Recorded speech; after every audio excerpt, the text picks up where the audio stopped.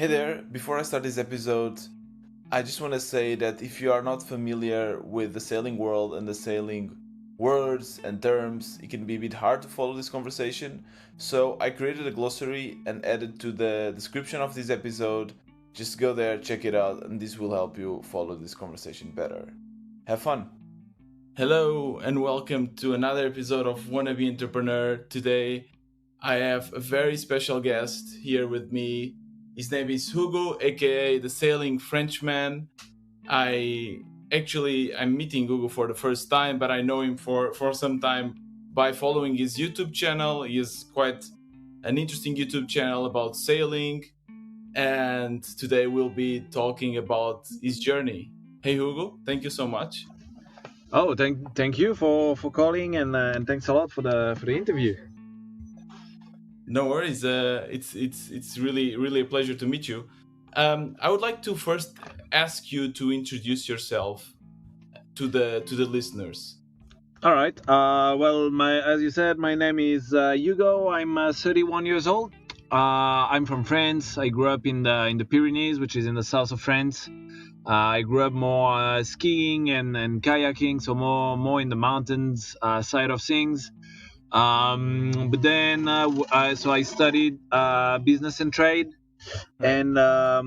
and well, because I went to study in Montpellier, which is by the seaside on the Mediterranean. I had sailed a little bit as a teenager with friends, but I kind of reconnected there more and started to sail a little bit more often. And from that point onwards, it became a little bit of a hobby, and quickly I got some sailing degrees, so I could work at the same time. So I had kind of a normal work, and then every time I had holidays, I was going to work as a skipper, Right. and this for a few years, and then at some point I just switched from sailing being my side job to being my full-time job and being full-time on the water. And since 2 years now, a bit more than 2 years, then I moved from cruising towards racing. So yeah. Right. Well, it's really an interesting story. How did you prepare to do the shift between having like a what it's called a normal job and to just focus in sailing? Well, so the I was having a day-to-day job, which wasn't that much day-to-day. I was working for the UN, so working in different countries, and I had this small boat that I had bought in when I was in university that was sitting there, and I knew Right. I had to do a project with that boat and do something with it. And so basically I had the idea of crossing the Atlantic with the boat, but also to cross the Atlantic you need to the boat was really old, not properly maintained, so I needed to do a big refit, etc. So I knew that I needed some, a certain amount of money to do this, and time. Right. And so I tried, to work, made myself sometimes, but then I had a motorbike accident, so I had, no money anymore. So once I recovered, I went to work again. So it's just about, finding some money and some time to kind of do the switch. And Right. from the point I started refitting the boat, I took 6 months to refit the boat, and then I left. And so once you're gone, it's about having enough money to keep traveling. So before leaving, I made sure I had, a sailing degree with which Right. I could work as a skipper. Because once you reach the Caribbean or even in the Mediterranean, it's pretty easy to find work, on boats. Okay. So that was kind of my plan. Get the Okay. boat ready, leave, and then make sure I had a solution Right. to carry on traveling and living like this. Yeah, it makes total sense. So you first financed your project with your job, Yeah, and then you made sure you had a backup plan as a skipper yeah, exactly. if there was a problem. And then I guess you decided to start vlogging. You started your YouTube channel. Did you know that it would get this big? Was it intended? Did you already wanted to make money with it, or it was just a hobby project? Well, no, it's at the beginning it was really to show my friends and family a bit, what I was doing with that boat, and also at the beginning I had a few friends who gave me, $100 $100 and just to give me a hand to Right. get some material, to get some parts and things like this. So it was more for them, and to show a little bit what I was doing. And that's Right. also why really often people ask me why I did it in English from the beginning. And Hmm. it's really because I had been, when I started refitting the boat, it was already, I think, 6 or 7 years I was living abroad, and my Right. friends were Spanish, French, Portuguese, Yeah. all kind of nationalities, and at the Yes. end it's English language which kind of gathers us together. So Yeah. that's why I was doing it in English. And well, I never really thought of it as a thing to make money, and Right. it's a good thing because I'm still not making money out of it. So basically, I get so now that it gets some engagement and everything, I get a few $100 a month Yeah. out of publicity. But if I divide the time I spend editing Yes. compared to what I earned, I cannot really say that I'm making any money. It ends up being like 1 or 2 euro per hour of work. Oh, okay. So it's more. So I never looked at it as something that I could make money out of. And for a long time, I was like, okay, I don't know what this will be useful for, but Right. I think one day it will be useful for something. So I'll Right. just carry on doing videos, videos that people enjoy and like looking, and that I enjoy doing as well. So here you are putting a lot of effort, right, in this YouTube channel, and you are sailing with the boat. It's called Anale, right? Yeah. And Yep. you're sailing around the world, and you are financing yourself from your skipper side job. So it's because sometimes you just do a skipper gig, you'd Yeah. get money that Exactly. would Yeah. finance you for the next few months, Yep. right? Definitely. And was that stressful? Because I know that, okay, there's always someone wanting a skipper either in the Caribbean or in the Mediterranean, but Yeah. sometimes shit like COVID can just pop up, right? So was it something that would come up in your mind, like, what if I don't find a gig? Like, Nah, not how much really. buffer money would you also keep? Um, this buffer money, I don't really know. I just know that no, it wasn't something stressful. That's for Okay. sure. I mean, I'm lucky to have a degree. I'm lucky to I speak 3 languages. I have a sailing degree. I do a little bit of photography. I know my way around the computer and things like this. So all these together, I knew that whatever happened, I could find some work to do. Right. So that was Right. never really a worry. Yeah. And I also know that all the time I spent in the Caribbean, etc. Um, I was never worried not to find a job as a skipper, and also when you live really kind of low key on your boat, Yeah. You you don't spend bar much. yeah you barely spend 1,000 euro a month. It's more around. So it depends. If you have something that breaks, you need to keep a little bit of money for when the shit hits the fan. Of course. But on the day to day, it's if you don't go too much to the bar and everything, you don't spend much money if you have a small boat. Yeah. So Yeah. basically, let's say 1,000 euro a month. Hmm. That's what you make more or less in 1 week of work of charter in most Yeah. companies.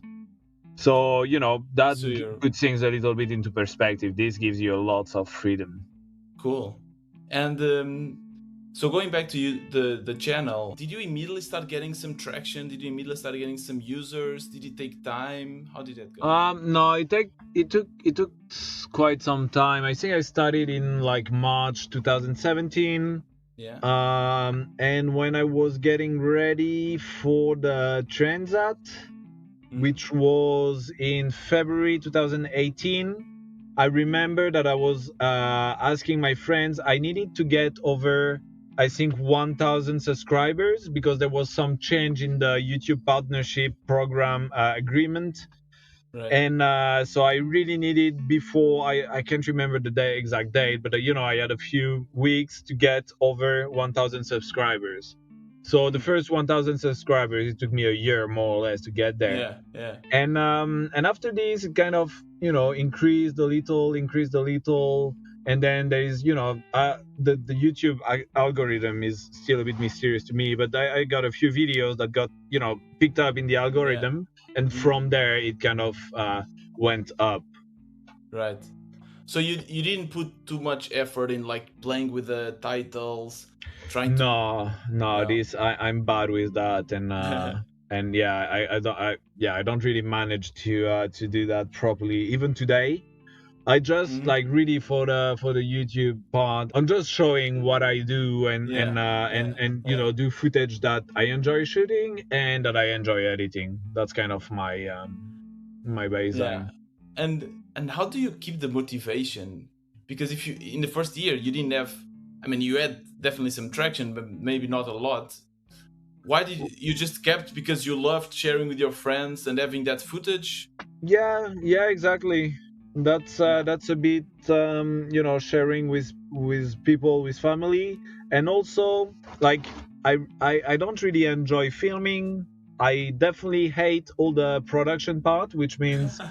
publishing the video, pushing the video on Instagram, on all that stuff. What Yeah. I Yeah. really like doing is the part of editing, when you just have the footage and you put Yeah. music and you find a way to tell a story out of the footage you have. So that's the part I really enjoy doing. Yeah.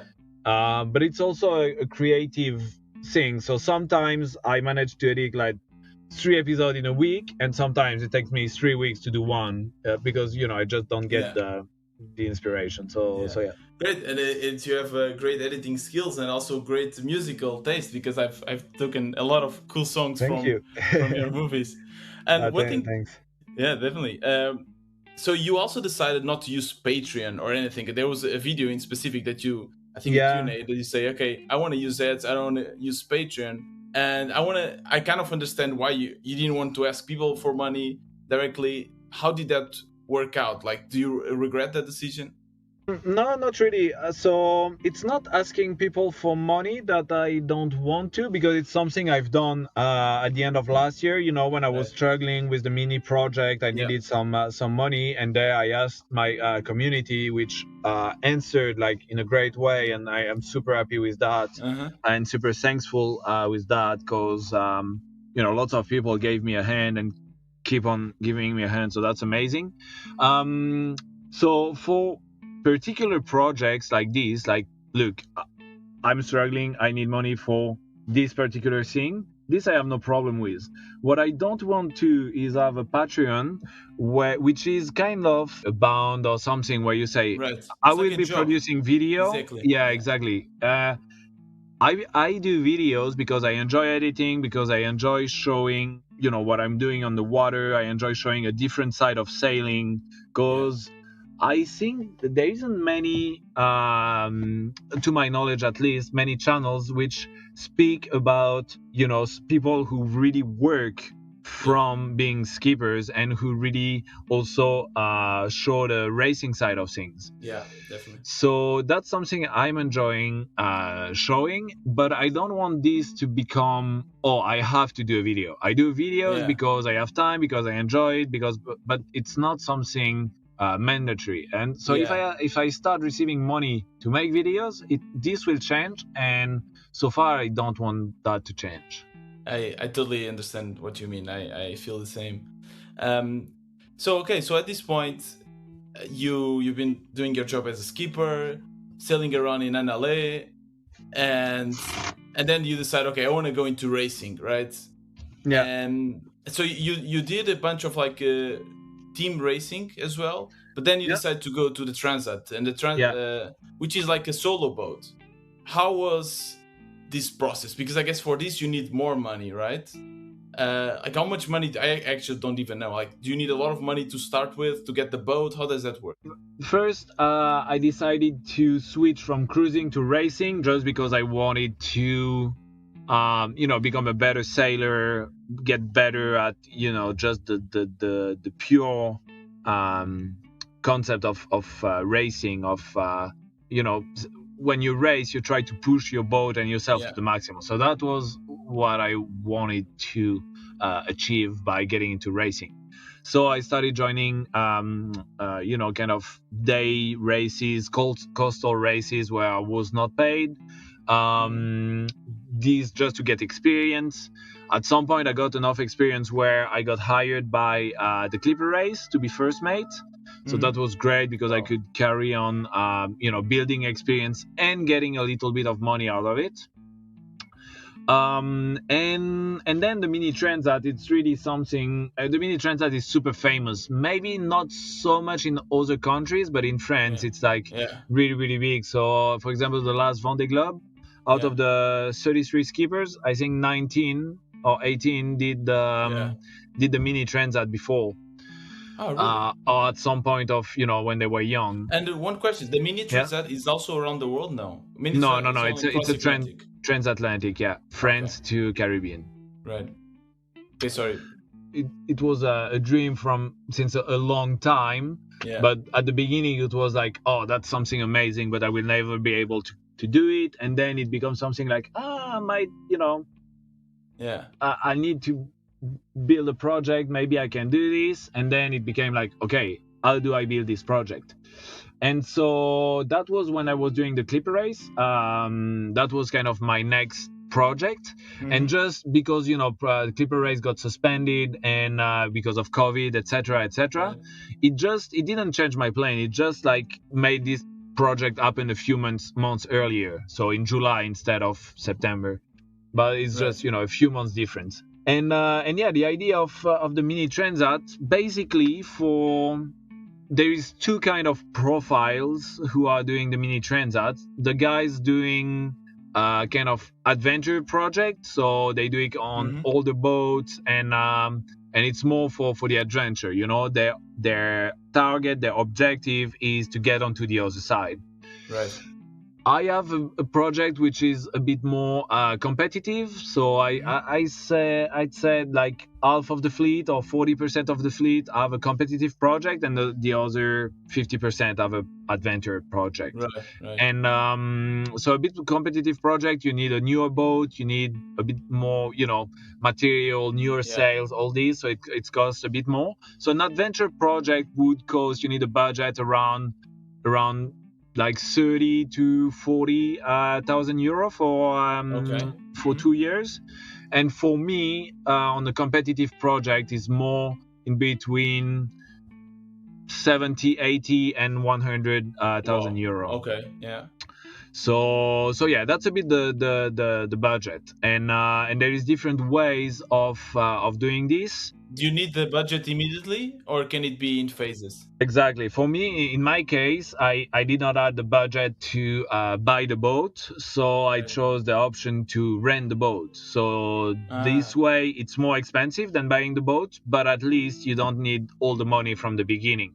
So what I did was, with my savings, with the kind of 25,000 euro I had on my bank account, on all my savings, I put them into renting the boat for the first year, and into starting racing. So register to the races, do my qualification, everything for the first year, basically. Do you get the prize, money prize, if you win? No, nothing. Okay. So the only paycheck you'd get is from sponsors.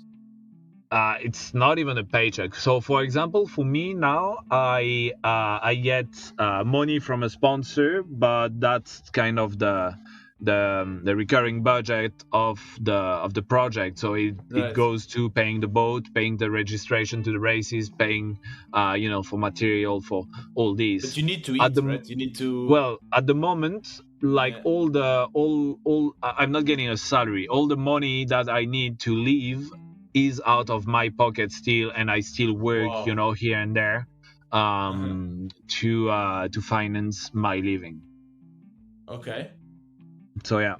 So you are like trying to be, compete and probably to win, which it takes a long time to train and so on.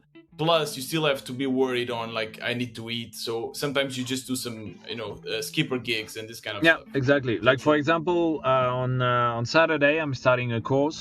I'll be teaching for a week. Yeah. So that's for the kind of jobs I'm doing. Okay. Okay. Is it?